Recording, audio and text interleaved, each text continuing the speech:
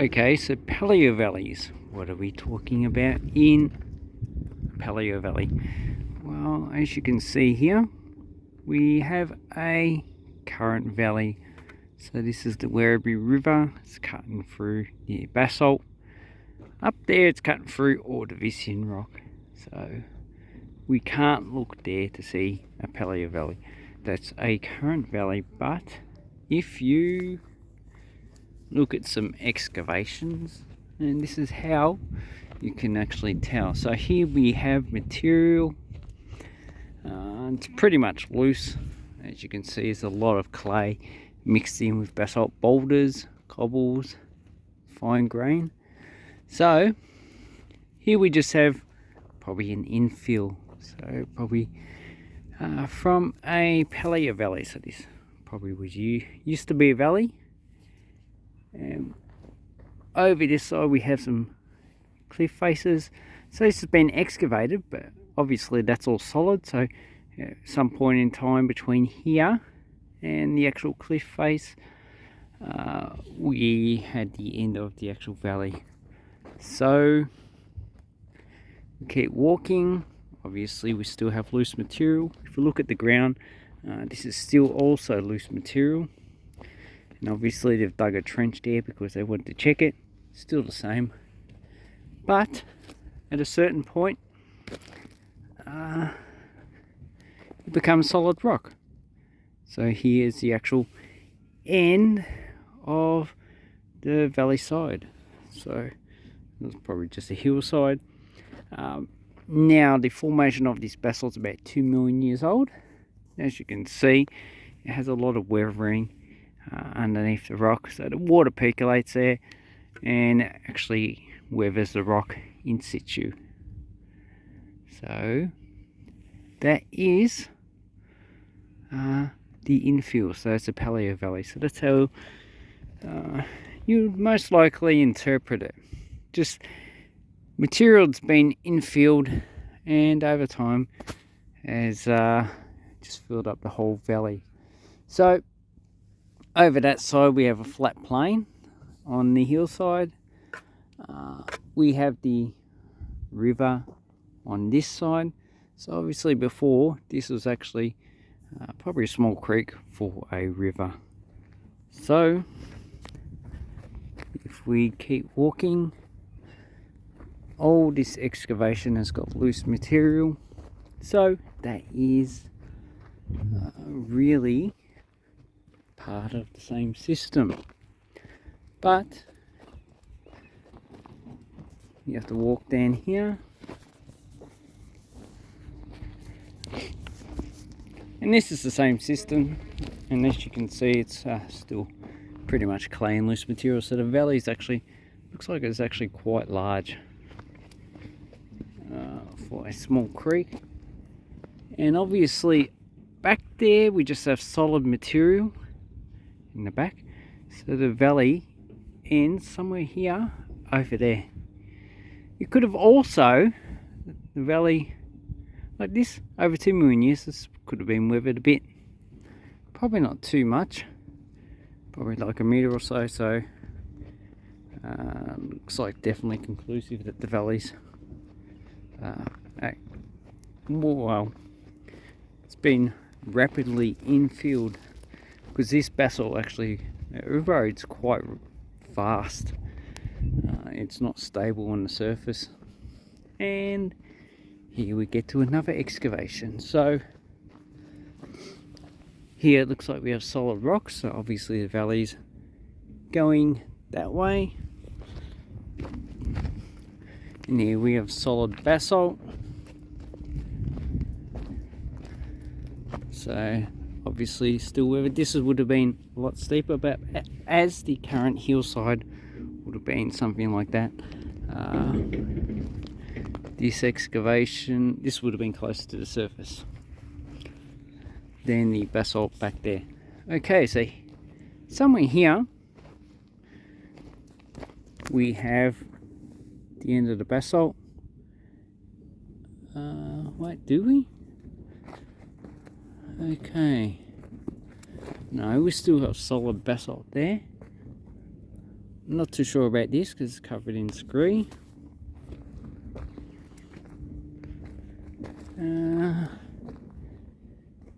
Solid basalt. So if we keep walking, looks like over here we have the material that is, looks like it's fill. So it looks like the valleys, going from that way and snaking around, probably from 45 degrees from north to south. So looks like we have basalt there, but here this is hard to interpret. Looks like we have pretty much scree material, loose rocks, and a lot of clay. So if we walk up, so if we look at the actual ground, it's obviously quite loose material. But if we walk over here, we can see the actual basalt outcrop. So if we look in here, yeah, it looks like it's a lot of loose material, large basalt boulders. So this is probably the edge of the outcrop, and over there, it's probably a lot of the eroded outcrop. So that is the continuation of the valley, and there's some works down the bottom, so can't get, I don't think I should actually view the bottom with the excavator.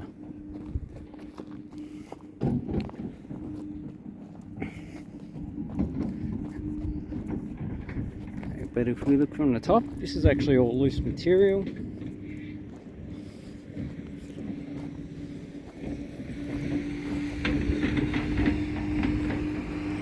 So here's the actual loose material. Basalt outcrop doesn't start over there. So obviously this Palaeovalleys actually is quite broad. Okay, so when we put paleo in front of everything, it's a former system. So there's Palaeovalleys, Palaeosols. That means soils that formed and were then overlaid by other material, and it turned into a rock.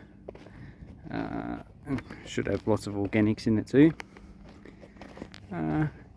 So we also got modern things like paleo diets, which are diets based on how we suspect, or from the archaeological evidence of what foods our ancestors ate, I don't know, 10, 50, 100,000 years ago, which would have been more natural. Modern diets are not really that good. And here we have a basalt formation. I've made this quite a lot. I get a bit bored here, so in my breaks I just make videos like this. Okay, also aircraft flight path. Don't know if you saw the aircraft. It's actually facing the sun.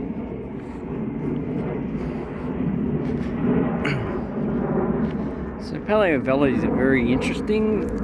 I don't really encounter them quite often. Usually valleys pretty much get eroded and not infilled, especially in the large systems like this Werribee River. That's not going to get infilled. This Werribee River, you know, who knows how old it is. Could be a new river formed after the basalt was put in, or it could be 250 million years old. Don't know. All I know is that this river probably used to be up to those houses one period of time in height, but it's been eroded all the way down, and it was probably a lot higher than that as well. You see the aircraft?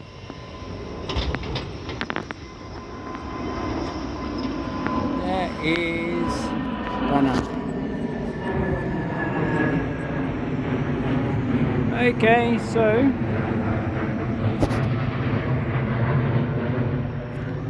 so here we have, you see there, this is pretty much solid basalt. It's been pretty much eroded. But if you look here, there's basalt up there. This looks like it might have been river deposits at one time. Here we have a solid basalt base, highly weathered, because this would have been, once again, would have been like the your slope was like that.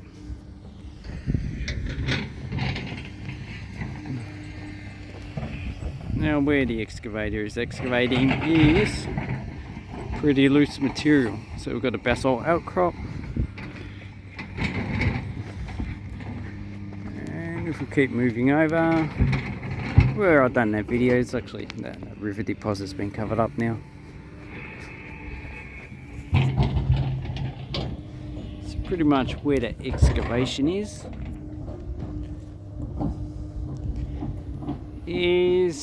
that's where the loose material is. So we'll go around and have a look. So from where the excavation is, that's where it started. All this stuff here is pretty much loose material. Obviously it's quite black, has a lot of organic, so it's been eroding for quite a long time. Oh, weathering, should I say as well.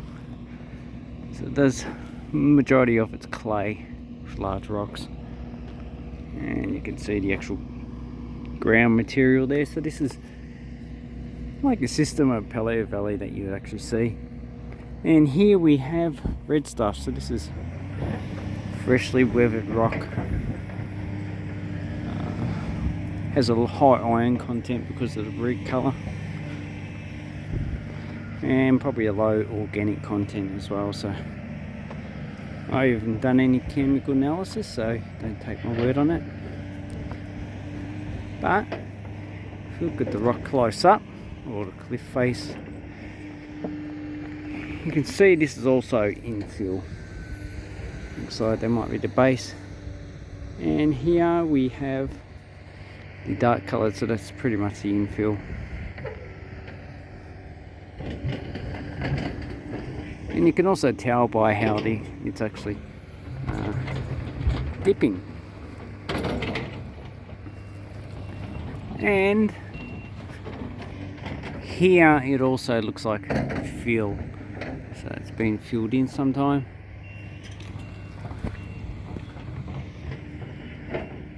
This also looks like it's filled. A lot of the white area is fresh clay. But over here, just on the other side, is the actual basalt outcrop. So a lot of this is still fill. It's not very stable, so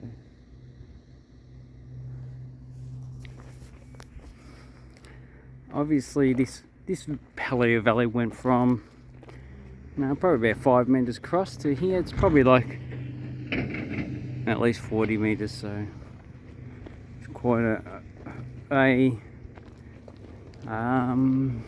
wide area.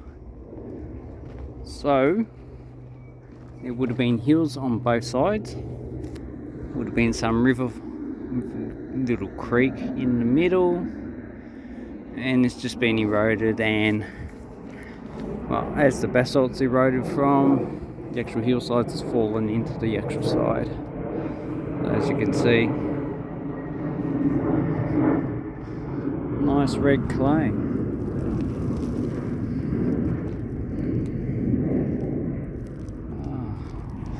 So that's basically it. If you have any comments, leave them down below.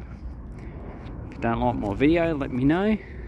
I'll see what else I can do to upset you, and also let me know what topics I could actually cover next.